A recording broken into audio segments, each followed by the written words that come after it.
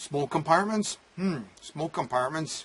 Well, healthcare has got the same thing as what's in ambulatory. If you have an ambulatory, you have to divide them into not less than 2 smoke compartments. Same thing as what's in healthcare. But in business, there's absolutely no requirements for smoke compartments. Let's face it, smoke compartments are part of the defend in place concept. Ambulatory is defend in place. Business occupancy is not defend in place, and therefore you don't have smoke compartmentalization on it to start with. So let's take a look at the requirements for ambulatory smoke compartments.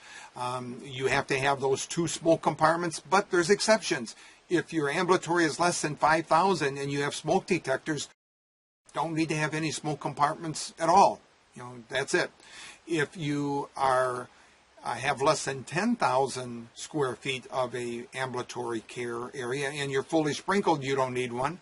You also can use an adjoining occupancy, a business occupancy, as your smoke compartment, as long as you meet the requirements of the smoke compartment size and construction, so forth, and it's less than the 22,500. Then you can even use a non-ambulatory area as a smoke compartmentalization, and as long as you can get into it to start with. Okay.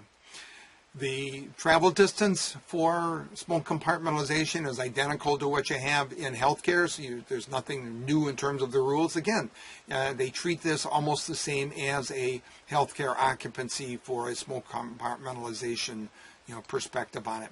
Your fire resistance rating of the wall has to be the same as in healthcare.